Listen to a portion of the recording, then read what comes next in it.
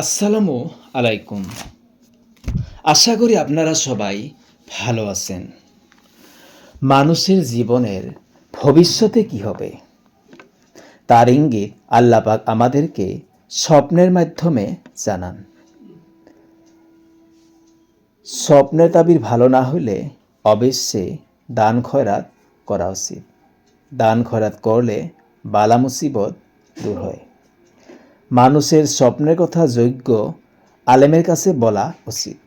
স্বপ্নের কথা মূর্খ ফাসেক ও বালকের কাছে বলা উচিত নয়। স্বপ্নের যে কোনো দাবি জানতে চাইলে অবশ্যই কমেন্ট করবেন। আজকের ভিডিওতে বলবো স্বপ্নে কোরবানি করতে দেখলে কি হয়। স্বপ্নে কোরবানি করতে দেখা চিন্তা ভাবনা দূর ও সুখ শান্তির চিহ্ন।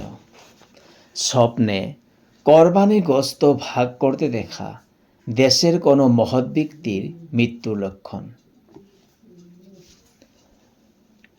স্বপ্নে কোনো কৃত্যদাস উট গরু অথবা ছাগল কোরবানি করতে দেখলে তার জীবনে দুঃখ কষ্ট আসবে। স্বপ্নে কোনো রোগী ব্যক্তি কোরবানি করতে দেখলে তার রোগ আরোগ্য হবে। স্বপ্নে কোনো বন্দী ব্যক্তি কোরবানি করতে দেখলে সে বন্দিত্ব জীবন থেকে মুক্তি লাভ করবে।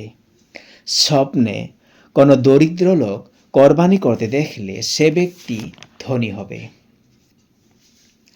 স্বপ্নে কোনো ঋণগ্রস্ত লোক গরু ছাগল অথবা উট কোরবানি করতে দেখলে স্বপ্নদ্রষ্টা ঋণ থেকে মুক্তি লাভ করবে।